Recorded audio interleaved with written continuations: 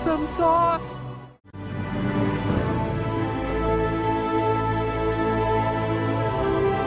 Sometimes there are threats that even the greatest heroes can't handle alone. Monsters, villains, and disasters that can't be faced by the faint of heart. Cause at the end of the day, the ones that stop the destruction, make a difference, and save the day are the brave and the bold. Pack your utility belts and raise your hammers of justice. It's time for DC-Cember.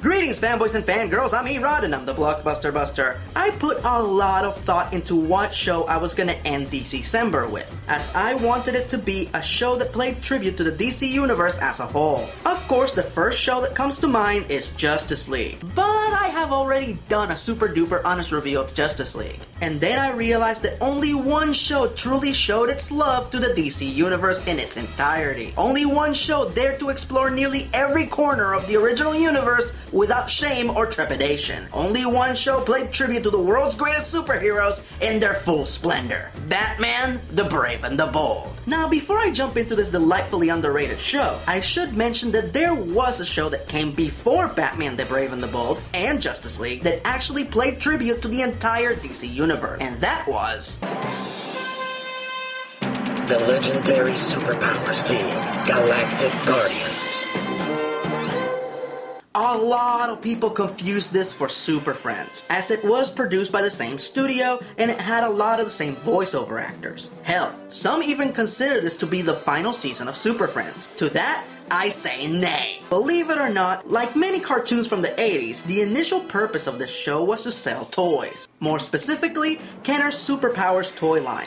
Guys, this is my childhood right here. I had almost every figure in this toy line, and I must have spent the better part of my preteen years playing with these toys and reenacting my favorite stories from the comics and TV shows. I didn't need a tie-in show to make me want these toys. As a matter of fact, I actually didn't know about the Superpowers TV series until they started airing the reruns on Cartoon Network in 1993. Basically, this was a more serious and dignified take on the Super Friends. There were no stupid, goofy sidekicks, the politically correct heroes were present, but the roles were minimized, and there were only 2 silly episodes in the entire run of the show. To be perfectly honest, they might as well have called this the Firestorm and Cyborg Action Hour, as the show mostly focused on the 2 of them, since they were the 2 hip young heroes. But they're both great characters, so I didn't mind. This show is best known for having 2 great episodes that paved the way for all the awesome DC shows of today. The first episode is The Fear. Batman and Robin chase after the Scarecrow, when suddenly, the villain runs down the very same alley where Batman's parents were murdered. Batman hesitates for just a moment, and the Scarecrow takes advantage and hits Batman with his Fear Ray, making Batman have a flashback of that terrible evening. And yes, this is the first time Batman's origin was ever depicted in a cartoon. And while it is a very G-rated version, it was still very bold of them to even reference this in a children's show from 1985. This episode was written by none other than Alan Burnett, who went on to be the story editor for Batman the Animated Series. It's good to know that even back then there were DC fans in the trenches. And last but not least, we have the death of Superman. Guys, This episode was released almost 7 years before Superman actually died in the comics. In the show, Superman is mysteriously killed while exploring a planet with Firestorm. Firestorm blames himself for the passing of Superman cause he felt that he should have been there to help Superman fight whatever it was that killed him. And he also feels that Superman is so important that he should have been the one to die in his place. How'd you like to go down in history as the guy who failed Superman? While this episode might have a predictable happy ending, it handles the passing of this great character very, very well. As you see the heroes grieving and trying to figure out what they are going to do without Superman, as he has left a big void in their team. The absolute best analogy for this is the scene where the heroes regretfully visit Superman's home, the Fortress of Solitude, in order to get Superman's effects in order and figure out what they are going to do with his belongings. And it takes the combined strength of Wonder Woman, Green Lantern, and Cyborg to lift and use the key to the Fortress of Solitude, a key that Superman can usually lift and use on his own. All in all, this show might have its flaws, but it was a mass improvement to the Super Friends, and a good start to a new beginning of great DC shows. I give it a 6. It's definitely above average. If you get a chance, give it a watch. You might be surprised. One scared scarecrow. He should feel quite relieved once he's behind bars. So will all of Gotham City. Now let's dive right into The Brave and the Bold, starting with the plot. Most people who have watched this show become idiotically fixated with the portion of the title that says Batman. They see that the show doesn't resemble any of the past Batman shows, and then they rubber stamp it as a stupid kid's show. I always felt Batman was best suited in the role of gritty urban crime detective, but now you guys have him up against Santas and Easter bunnies? I'm sorry, but that's not my Batman. But the show is not called Batman. The show is called Batman, the Brave and the Bold, after the famed Silver Age comic, which is most famous for having different DC heroes team up in almost every issue. Batman is not necessarily the protagonist of the show, but more of a binding theme. Unlike other superhero shows where the guest star character invades the protagonist's world, this show sees Batman visiting the distinct settings of other DC heroes, making this a beautiful exploration of the DC universe. Lastly, but most importantly, while this show may include the modern iterations of some of the DC characters, it still takes place in the Silver Age. For those of you who don't know, throughout the 60s, comics became a part of an era known as the Silver Age. For DC Comics, this was a time where wacky sci-fi nonsense was fully embraced. After all, sci-fi was becoming big in popular media. Time travel, space travel, and alternate dimensions are extremely common tropes during this time. And as Linkara so eloquently pointed out during our Batman 1966 review, the Silver Age was goofy. Superman had a team of super pets, Batman had a zebra suit, and Flash had a time-traveling treadmill. See, I told you time travel was common. Just because this is light-hearted and not the super serious, hyper-stylized fare of the modern age, it doesn't make this any less of a vital part of DC Comics history. And definitely worth the time and effort that the creators put into adapting this into a cartoon. Justice wins the day thanks to The Brave and the Bold. Cast and characters. Even though the show celebrates the entire DC universe, one of its mission statements was to focus on the characters that don't get the spotlight that often. Like for example, Blue Beetle, played by Will Friedle, Plastic Man, played by Tom Kenny, The Atom, played by James Sy, Booster Gold, played by Tom Everett Scott, and Green Arrow and Green Lantern Guy Gardner, both played by James Arnold Taylor. I can honestly say that everyone portrayed their characters with skilled accuracy, and I was very pleased with the way in which all were presented. But because this show has such an erratic format, very much like the Silver Age, very few characters were developed further than their standard character traits and gimmicks. In fact, even though this show has such a huge star-studded cast, there were only 3 truly breakthrough characters in the entire show. So let's discuss them briefly. Batmite, played by Paul Reubens. Now, for those of you who don't know, Batmite is an all-powerful imp from the 5th dimension. In the comics and cartoons, he was always portrayed as a meddling little jerk, who would appear to Batman and try to help him by using his fifth-dimensional magic. But he would always end up sabotaging him by accident. Here, Batmite is a fanboy, which explains his obsession with Batman, as well as his little costume. He's actually aware that he is in a TV show. He constantly breaks the fourth wall, makes references to other incarnations of Batman. He knows the full bios of all of Batman's rogues, and you should see all the sweet bat swag back in his man cave. Oh yeah. While the original Batmite wanted to have adventures with Batman, this one does what all true fanboys wish they could do: meddle with Batman stories and try to make them better. Of course, this is always met with disastrous results. While he might not be able to improve Batman, as Batman needs no improvement, Batmite is so powerful, he can even momentarily make Scooby-Doo cool.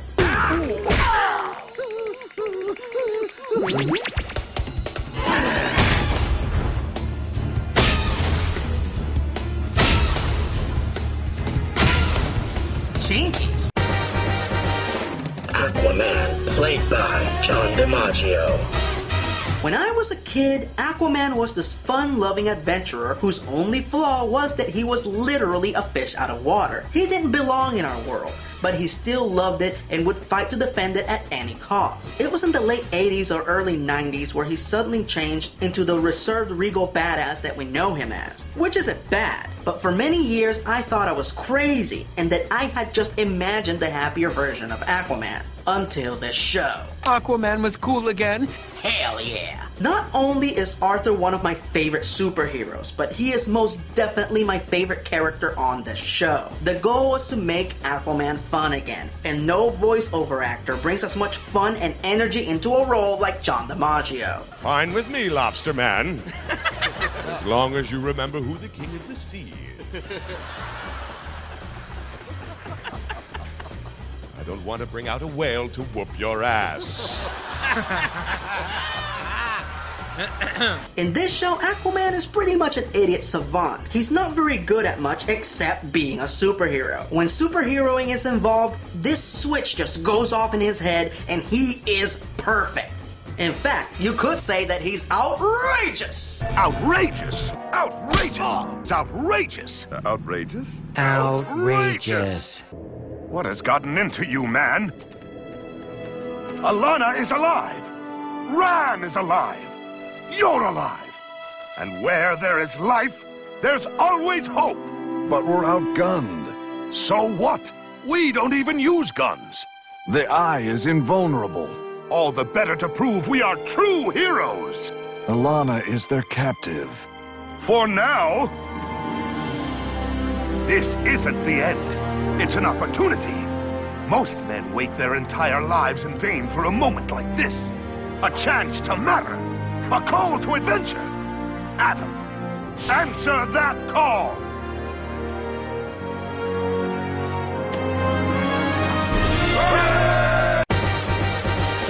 Batman, played by Diedrich Bader.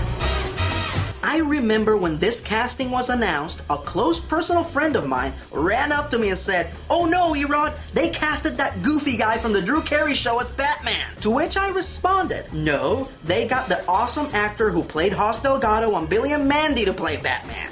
That quote put many of my friends at ease. I'm not gonna sit here and make outrageous claims that Diedrich's performance is as good as Kevin Conroy's or Michael Keaton's or Bruce Greenwood's. But hey, those are tough acts to follow. And in spite of that, Diedrich still did a kick-ass job. Cause guess what? Batman is still Batman. Even with all the goofy sci-fi insanity around him, he's still the dark, brooding vigilante detective.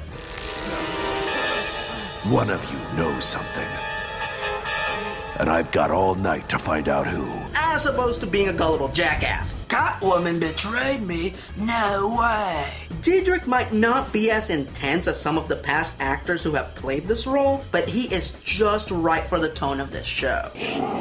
Phantom Stranger, this had better be important. Very. I'm alarmed at the way you're conducting this investigation. Go haunt a house. I'm busy. Now, the basic structure of a Brave and the Bold episode consisted of a cold opening, which would show Batman and a fellow superhero about to wrap up an adventure. This would be followed by the opening credits, and then we would go into the main story. I like this format for two reasons. Number one, it's pretty much the format of a lot of comics from the Golden Age and Silver Age, where the comics would often have a backup story that would follow the cover story. And number two, the fact that most of the episodes were standalone made it easier for casual viewers to just jump in and enjoy the show at any point in the show's run. Incidentally, my favorite cold opening is the one attached to Bold Beginnings, which sees Batman team up with Space Ghost. If I would have seen this as a kid, my brain would have exploded. And this is a legit crossover, as they not only perfectly recreated the classic 60s Hanna-Barbera animation, but they got Gary Owens to return as the voice of Space Ghost. Seeing the Phantom of the Spaceways side by side with the Dark Knight gave me a geekgasm of biblical proportions.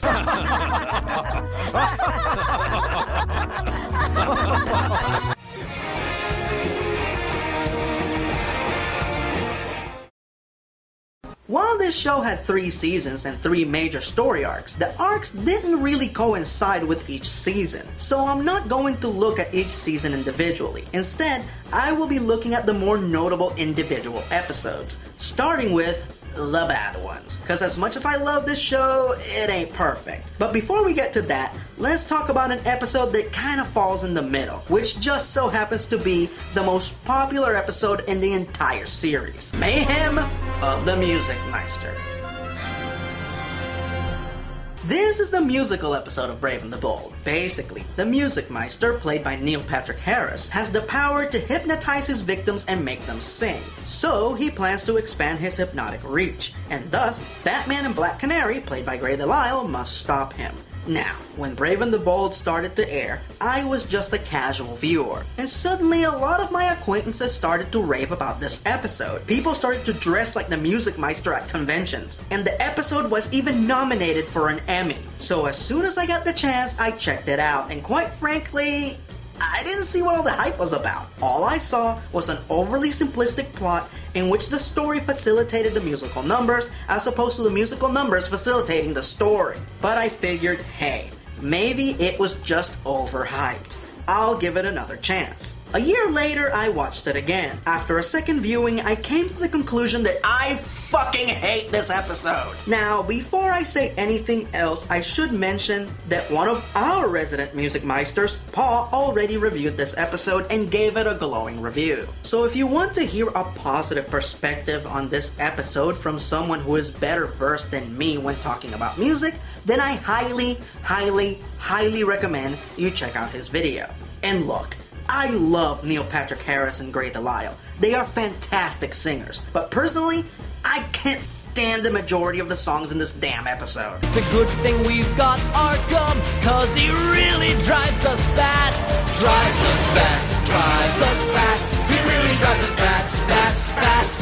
Yeah, this fucking song drives me bats. The only song that I kind of like is Death Trap, which ironically, Paul says is the worst song in the episode. So there you go. And I know what most of you are thinking. Erod, it's obvious why you hate this episode. It's cause you don't like musicals. Well, that's partially true. Yes, I am not a musical enthusiast, but I don't hate all musicals. One of my all-time favorite films, The Nightmare Before Christmas, is a musical. I love Dr. Horrible's sing-along blog. I consider the musical episode of Buffy the Vampire Slayer, Once More with Feeling, to be one of the absolute best episodes of that show. And it's not like I have anything against Batman singing, as I consider the moment in Justice League Unlimited, when Batman has to sing in order to reverse a curse that was placed on Wonder Woman, to be one of the absolute greatest moments of that show. Am I blue? Am I blue? Ain't these tears in my eyes telling you? Beautiful. And you'll keep your part of the bargain? A deal's a deal. He can stop now. Not on your life. I just find this particular episode to be completely unappealing. And I find myself perplexed that this is the episode that gets all the attention. Was the singing really necessary? Now, does this mean that I think that all the music on Batman the Brave and the Bold is bad? No. Gray and Blue, performed by John DiMaggio as Vigilante in Night of the Batman, is fucking awesome. Gray and blue, gray and blue. The man from Gotham wore the gray and blue.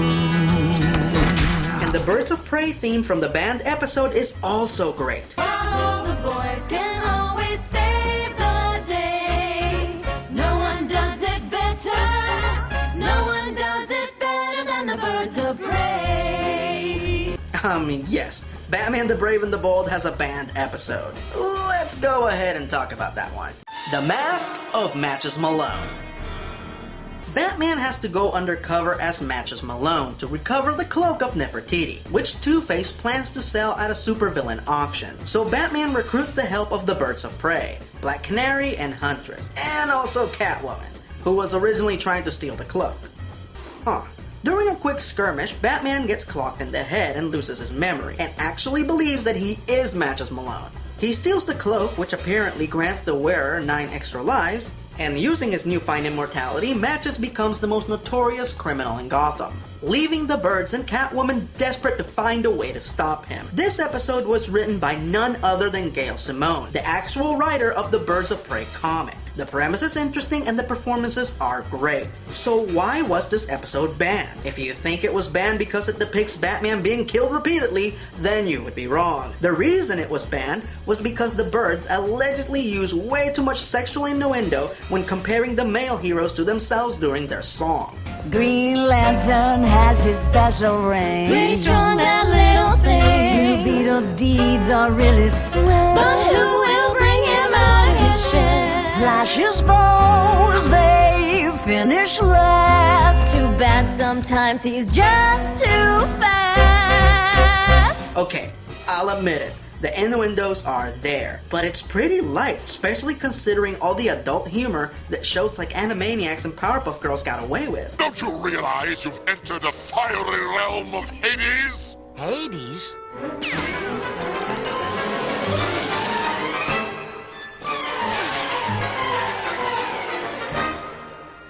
Boy, they were right. It didn't have a chance. Well, personally, I think the song is great. It's catchy, it's upbeat, and it's performed flawlessly by Grey DeLisle, Tara Strong, and Nika Futterman. Alright, enough stalling. Let's jump right into the worst episodes. Adapting concepts from the Silver Age into a coherent cartoon series is no easy task, so there was no way the creators were always gonna get it right. So let's start this off with Clash of the Metal Men. Batman meets the Metal Men, a group of superpowered robots with insidiously abrasive childlike personalities. The villains of this piece are the Gas Gang. Let that tasteless humor commence. So pardon us if we're a little gassy. So the gang's plan is to kidnap the Metal Men's creator, Doc Magnus, and force him to build them bodies. Now Magnus is supposed to be a robotics genius, and yet he builds them the most ridiculously impractical bodies ever. And did I mention the tasteless humor? Best seat in the house, Batman. Thanks. I'll stand. My God, that was awkward. The Crisscross Conspiracy. Rich bitch Katrina Moldoff decides she wants to be a crime fighter, cause she was bored, I guess. Suddenly, the Riddler unmasks her in public, ending her crime fighting career. A few years later, she aims to get revenge by switching bodies with Batman. Okay, 2 things. Thing 1. This was already the premise of a Star Trek episode, The Turnabout Intruder, and quite frankly, Star Trek did it better. And number 2. It was the Riddler who ruined her life. Why is she going after Batman again? And yes, she eventually aims to kill the Riddler, but technically she could have done that in her own body. The highlight of this episode is Diedrich Bader playing Katrina. It's pretty damn hilarious. Why am I not surprised? We're going to extinguish Riddler, and do you know why? Because I hate him, hate him, hate him! Not to mention a great reference to Some Like It Hot at the end of the episode. I'm sure gonna miss Katrina. You do know, Faust, that was me in her body. Well, nobody's perfect. The malicious Mr. Mime. In my opinion, the worst kind of episodes are the ones that have great potential but fail miserably. Captain Marvel's introductory episode, The Power of Shazam, is excellent, and I highly recommend it, especially if you are unfamiliar with Captain Marvel and his mythology. This episode could have been an awesome sequel to Power of Shazam, but it's not. The episode starts great with all the Captain Marvel villains teaming up to take down the Marvel family and take over Fawcett City. Fucking epic. And then things unravel when Batman is turned into Bat Baby. And yes, this is straight out of the Silver Age. It's just that the concept was not used effectively. The plot device of making Batman younger is nothing new. It was used incredibly well in the Justice League Unlimited episode, Kid Stuff. It's not a race. Here, not only is it not used well, but it's not even the main focus of the episode, which actually is Mr. Mime creating dissension in the Marvel family, making the heroes argue among themselves as opposed to fighting the bad guys. Something else they already did in Justice League. The difference is, in that show, when the League falls apart, each member tries to solve the crisis at hand individually. In this episode, the heroes just sit around and stew in their own juices like a bunch of bratty, irresponsible assholes, while the villains ransack the city. It's just lame. Emperor Joker. Another episode with infinite potential, based on the crossover storyline in which the Joker gains the godlike powers of Mr. Mitzias Pitlick. The difference is that here it is Batmite's powers that he acquires. So what does the Joker do with this amazing godlike powers? He sings. You can be a goody two-shoes till the end of your days. You can listen to them say crime never pays. I don't think I need to say anything else here, other than... And you are... Harley Quinn. Unacceptable! Joker, the Vile and the Villainous. Again, another example of infinite potential gone to shit. The idea here is brilliant. An episode of Batman the Brave and the Bold which focuses on the villains teaming up with the Joker, who is brilliantly played by Jeff Bennett. We start off great, with the Joker first teaming up with the Misfit during the cold opening. Then we go to a redesigned version of the opening credits, followed with yet another supervillain crossover with the Fisherman. And then things get really dull really fast, as the rest of the episode is about the Joker trying to help a washed up supervillain called the Weeper regain his dignity. What? Why? The Joker almost murders the Misfit using a nuclear weapon during the cold opening, and now he wants to help some sad has-been we've never heard of regain his dignity? Where's the logic in that, Spock? And now for the absolute worst episode in the series, Powerless. One of the best aspects of this show is how all the characters, no matter how prominent or minor, are portrayed accurately, except for one, Captain Atom. In the comics, he is the stern soldier type. Here, he is the biggest douche ever. Next time, be a hero by remembering you're not. In fact, for this reason, I refuse to refer to this guy as Captain Atom. Instead, I call him Captain Asshole. Quite the team you've assembled, Manhunter. Well, except for Batman here. Say what? Well, the guy has no superpowers. Not even a lame one. And yet, everyone here thinks he's the greatest superhero in the universe. 'Cause it's true. Boom. You're dead. He just said that in front of 3 of the founding members of the Justice League. That's like Rob Schneider trying to insult Dan Aykroyd in front of the original SNL cast. It's just sad and pathetic.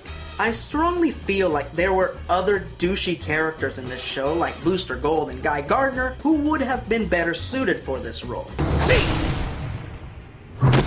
One punch! One punch! But I assume that since the creators worked so hard to make those 2 characters likable, then instead they decided to offer up the good Captain as a sacrificial lamb. The story, of course, is ridiculously predictable. Captain Asshole eats a big slice of humble pie when he loses his powers to Major Force. Then, right when you think the episode is going to be tolerable, another horrible fucking song. But only your heart will win us the fight. I I've only been able to sit through this one once. I only recommend it to the morbidly curious. Alright, enough of the bad episodes. Let's move on to the story arcs. The show had 3 major story arcs, but like I said, they didn't coincide with the 3 seasons, so I will discuss them all here. Unfortunately, while the setup to each story arc was great, the payoff was never up to par. I'll elaborate, starting with the fate of Equinox.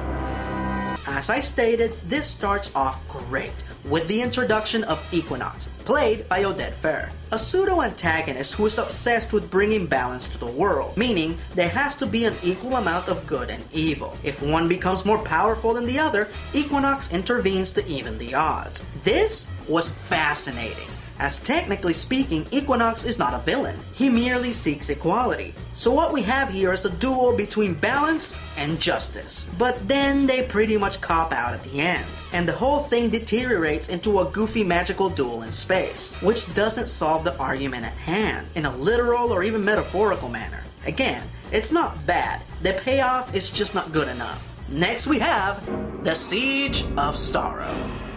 The Silver Age is jump-started in the DC Universe by 3 major events. Showcase number 4, which introduces Barry Allen as the Flash, Showcase number 22, which introduces Hal Jordan as Green Lantern, and Brave and the Bold number 28, the introduction of the Justice League of America. This show plays tribute to the first 2 events magnificently, with Requiem for a Scarlet Speedster, which showcases the Flash, and Scorn of Star Sapphire, which showcases Green Lantern. But they completely dropped the ball with the League, in what I consider to be the greatest missed opportunity in DCU Animated's long illustrious history. All throughout Season 2, they kept teasing that Starro was slowly taking over the DC Universe. For those of you who don't know, Starro was the first villain in the League's first comic book appearance, which was in the Brave and the Bold comic. With this being the Brave and the Bold show, I naturally and gullibly assumed that they were making preparations to pay tribute to the most meaningful event in the entire run of the comic.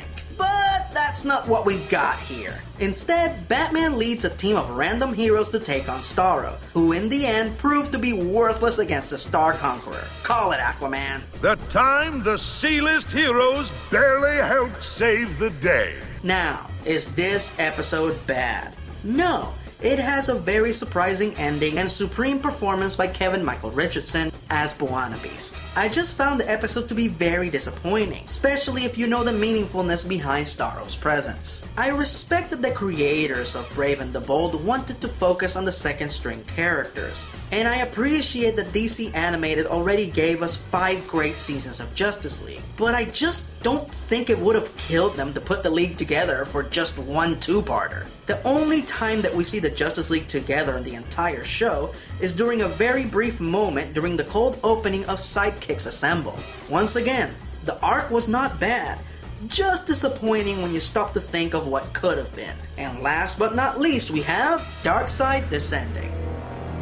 For those of you who don't know, Darkseid is the biggest, baddest villain in the DC Universe. When he shows up, you know some badass shit is about to go down. So when they started teasing that Darkseid was on his way, it beckoned a certain degree of big expectations. But the final result was nothing more than a silly vehicle episode for the Justice League International. Once again, for those of you who don't know, the Justice League International is one of the latter iterations of the League, where most of the big guns had left the group and the team was mostly comprised of second-stringer characters. Incidentally, the JLI is actually from the Bronze Age, not the Silver Age, but I digress. When I was a kid, I used to refer to these guys as the Loser League. As an adult, I have gone back and reread a lot of their stories, and I have to admit, they're pretty damn entertaining and hilarious. This episode, however, depicts the team in the same manner as I viewed them as a child, as a bunch of sad, incompetent jackasses. Justice League International?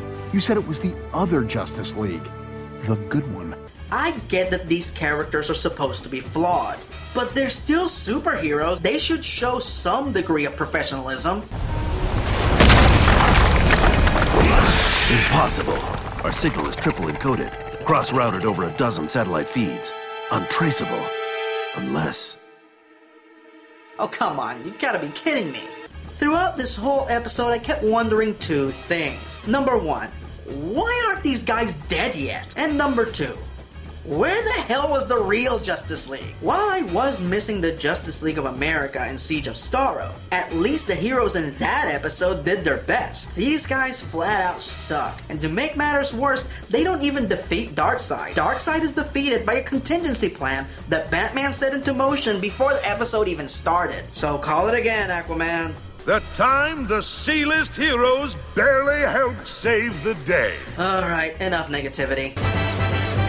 The best episodes. The area where this show truly shines is with the standalone episodes. There are a lot of great standalone episodes in this show, and I can't possibly talk about them all. So the following are the 10 that I consider to be the very best. Please keep in mind that this is just my opinion, so if you feel like I missed any, please feel free to list them in the comment section below. Let's start with Game Over for Owlman. This is actually the second half of a two-parter. The first half is your standard sci-fi story of Batman going to a mirror universe where the good guys are bad guys and the bad guys are good guys. The second half is where things truly get interesting, as Batman's evil doppelganger, Owlman, steals Batman's identity and frames Batman for countless crimes. With both the Gotham police and his friends hunting for him, Batman has no choice but to team up with the one person ruthless enough to challenge Owlman, the Joker. Nay, I say more. They don't build them like this anymore. So what's this one do?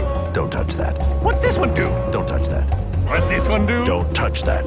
Oh, shiny! What does this one do? You really don't want to touch that. The Color of Revenge. This is the episode that I always thought was missing from Batman the Animated Series, as towards the end of the series, Robin gets fed up with Batman, quits, and becomes Nightwing. I was always curious to see what happened in between, when Robin was struggling to become a solo hero. Here we get a detailed account of said struggle, as Robin, played by Crawford Wilson, is about to take on his arch nemesis, Crazy Quilt, only to have Batman continuously interfere trying to help, but inadvertently cramping Robin's style. Oh man, he trashed my bike. Not to worry, Robin.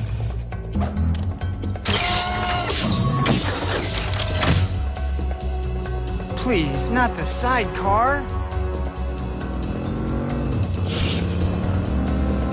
The whole thing builds up to the Boy Wonder claiming his independence and proving to the Dark Knight that while he might love him like a father, he has outgrown him.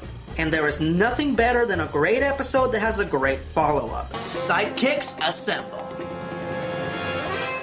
Robin's final step to claiming his independence comes as the Boy Wonder demands that Aqualad, Speedy, and him be sent on a very dangerous mission on their own.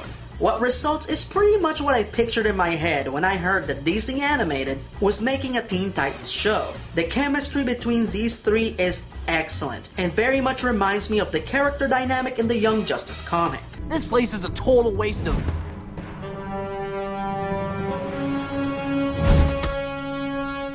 This is awesome! The one thing that I think would have made this episode even more interesting would have been if they would have added Wonder Girl to the group, as I think it would have been hilarious to see the boys tripping over each other in order to impress her. And of course, this appropriately ends with Robin becoming Nightwing. Groovy 1980s disco collar Nightwing, but Nightwing nonetheless. Menace of the Madniks.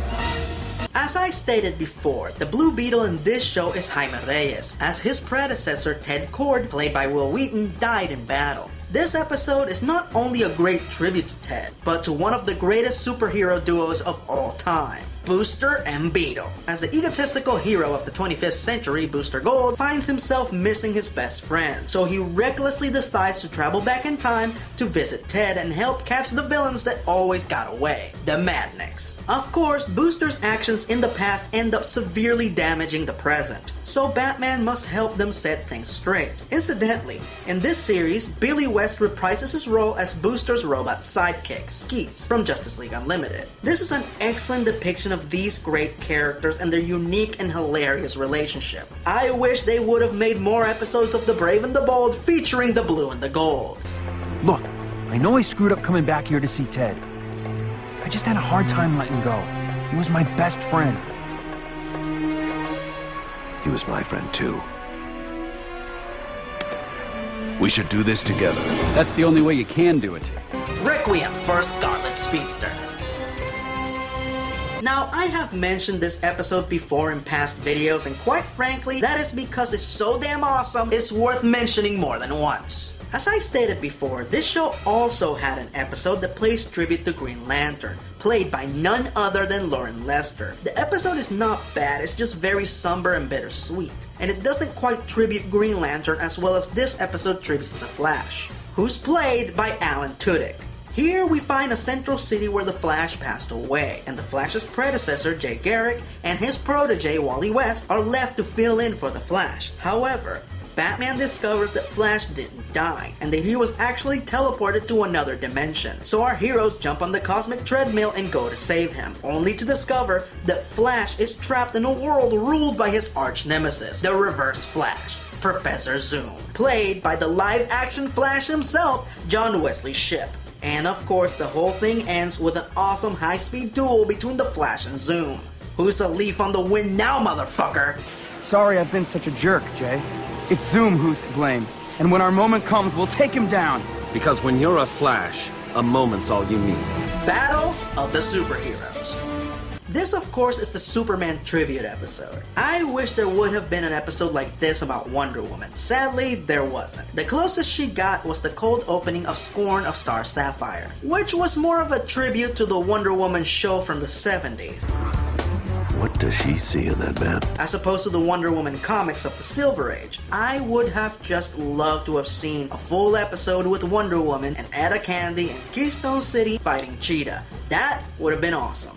Anyway, as I stated before, this is a beautiful letter to all things Superman in the Silver Age. From the Turtle Boy, to Mr. Mitzias Pitlick, to Crypto, to Brainiac. The episode sees Lex Luthor, played by Kevin Michael Richardson, introduce Superman, played by Roger Rose, to Red Kryptonite, which turns Superman evil. So it's up to Batman to snap Superman out of it, before the Man of Steel does the unthinkable.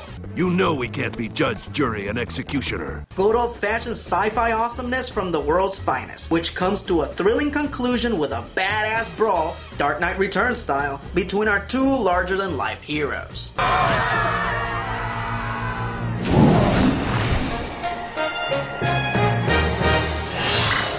But first, a word from our sponsors.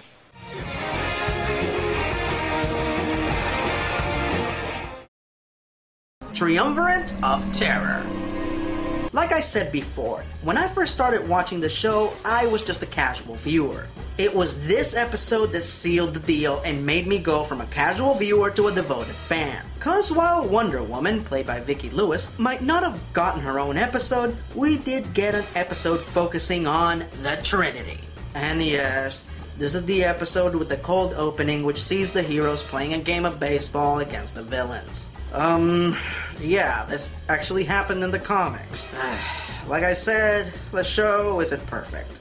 Anyway, the episode itself is an awesome tribute to the greatest trio of superheroes in all of comics, as it captures their very specific group dynamic perfectly. The cast in this episode is amazing. Not only do we have Kevin Michael Richardson and Jeff Bennett return as Lex Luthor and the Joker, but we also have Morena Baccarin as Cheetah and legendary Hollywood starlet Tippi Hedren as Hippolyta, Queen of the Amazons. So the episode sees the Trinity's greatest enemies formulate a plan to defeat our heroes by switching enemies and attacking the heroes in their homes. My favorite scene in this episode is when Lex Luthor attacks the Batcave and Alfred bravely puts on a bat suit and distracts Luthor long enough for Bruce to suit up.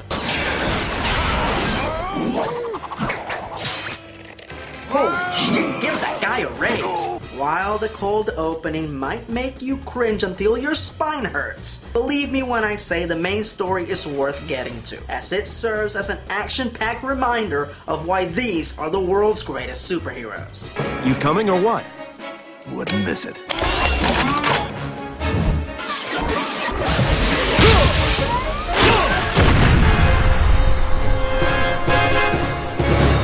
The Knights of Tomorrow. Believe it or not, this show doesn't have that many episodes that solely focus on Batman. But when they did, they always had great reasons. like in this episode. Now, I warn you, a lot of people feel that this episode's ending is a big fat cop-out. While I do not wish to dispute this viewpoint, I will say that the cop-out doesn't bother me one bit, as this is a wonderfully excellent retelling of Batman's origin and his history, as well as a great exploration of his legacy and how the mantle of Batman will live on. Incidentally, the future Robin in this episode is voiced by Sebastian Bader, Diedrich Bader's son. Holy Hymns of Justice, Dad. I mean Batman. Let's go get him. This is one episode that always draws at least one tear from this old fanboy's eye. I don't know if I can live up to the Batman legacy, Dick. I don't know if I want to. If I mess up, people get hurt. Your dad taught you everything you need to know to protect yourself and others. You just have to believe in yourself enough to use that knowledge.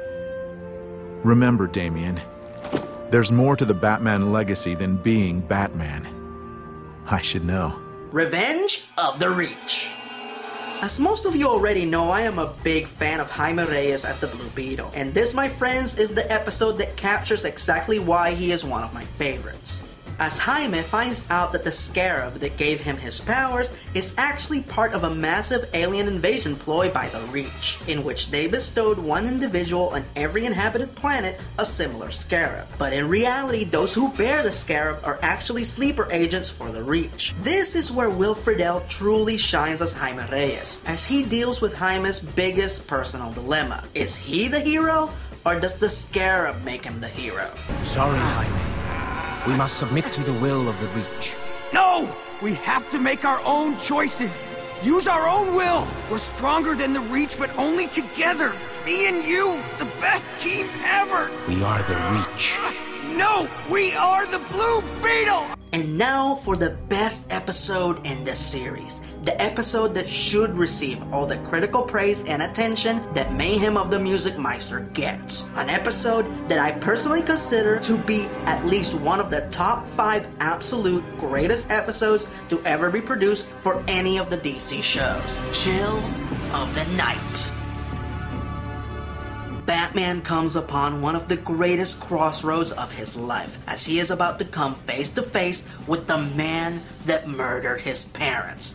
Joe Chill. The spirit of justice, the Phantom Stranger, and the spirit of vengeance, the Spectre, look on and argue over which road will the Dark Knight take, justice or vengeance. Appropriately enough, the Phantom Stranger and the Spectre are played by Kevin Conroy and Mark Hamill. Our ghostly spectators offer Batman their counsel, and even show him visions of the events that led to the death of his parents. Visions that see Bruce's parents being played by Adam West and Julie Newmar. If you ever doubted Diedrich Bader as Batman, this is the episode that removes all doubt in him as an actor and as this iconic character. You took them without mercy or regret and in cold blood, Chill.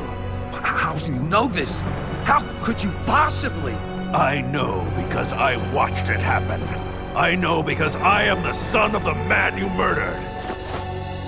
I am Bruce Wayne. Will the Dark Knight give in to his emotions, or will he do the right thing? You'll have to see this episode to find out, as it is the one episode of this show that I feel 100% comfortable recommending to everyone. I swear, by the spirits of my parents, to avenge their deaths, by spending the rest of my life warring on all criminals. And now for the final episode in the series, Nightfall. This is by far one of the most brilliant final episodes that I have ever seen. Batmite gets bored with Batman the Brave and the Bold, as he feels the show has quite literally jumped the shark. So he begins using his infinite powers to alter the show and make it as horrible as possible. So it will be cancelled and replaced by a better, darker Batman show. What ensues is a hilarious and ballsy critique of the majority of the silly complaints that this show received from the viewers and critics. Then came its greatest episode, Chill of the Night. It was dark and brooding, but it reminded us of how much we missed the serious Batman. We longed for more episodes like that. Instead, we got more like this! And when he proceeds to quote-unquote make the show worse, he blatantly shows us what an actual bad Batman show looks like. And just to seal the deal, I'll give Batman the one thing he would never have. I'd say my work here is done. See ya! His fellow all-powerful being, Ambush Bug, played by none other than the original shark jumper himself, Henry Winkler, makes a case on the show's behalf and does his best to talk Batmite out of making all his unnecessary changes. I have to say that casting Henry Winkler as Ambush Bug was genius. And on top of that, he is awesome in this part. When I first saw this episode, I couldn't tell at all that it was a celebrity playing the part. I genuinely believed that it was a professional voiceover actor. And soon it will be erased from existence. You've got to fight it. Who in Hades are you? And what are you babbling on about? You're Ted McGinley. Big fan. Oh, I'm a big fan. Let me press your pants. In the end, in spite of everyone's efforts, the show is still cancelled. All the characters gather in the Batcave for one final curtain call. And in one of the most touching moments in any superhero cartoon, Batman actually says goodbye to us. And until we meet again, boys and girls, know that wherever evil lurks, in all its myriad forms, I'll be there with the hammers of justice to fight for decency and defend the innocent. Good night. Character design and animation. The character design in this show is excellent. This time around, they shined away from Bruce Timm's signature square shapes and made the characters more curved. The general look is like a hybrid between Jack the King Kirby's groundbreaking art style with Alex Toth's signature clean lines, both of which define the way superheroes looked in comics and on television in the 60s. My favorite design is the Batmobile. This is my favorite version of the Batmobile ever. This is the Batmobile that I would have loved to have had when I was a kid. My only real critique of the designs is that some of Batman's gadgets seem like they were conceived by a 9-year-old. It's like the creators invited their kids to the studio and asked them what gadgets they wanted Batman to have.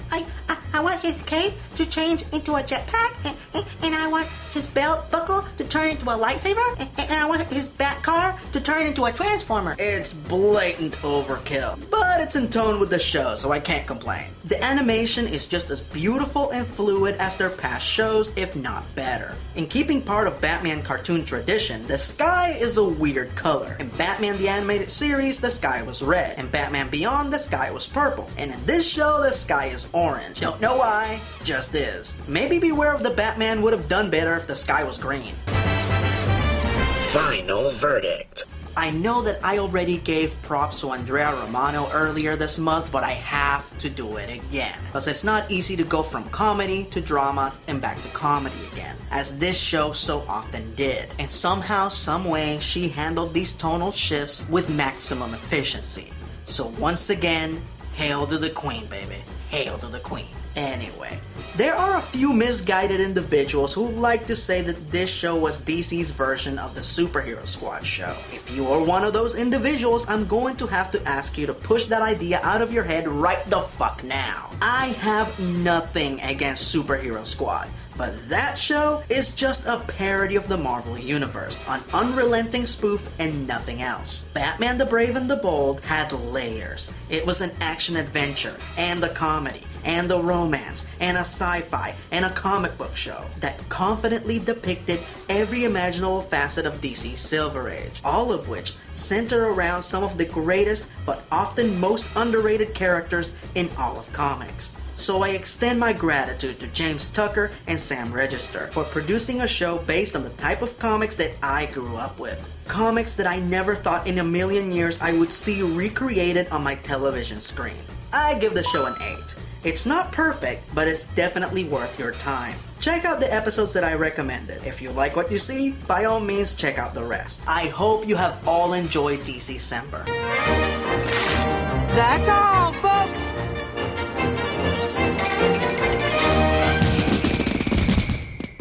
Gray and blue, gray and blue. The man from Gotham wore the gray and blue. The man from Gotham wore the gray and blue.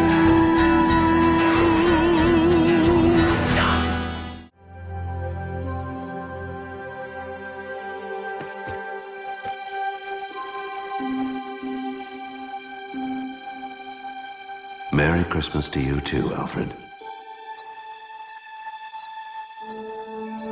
But crime doesn't take a holiday. And neither do I.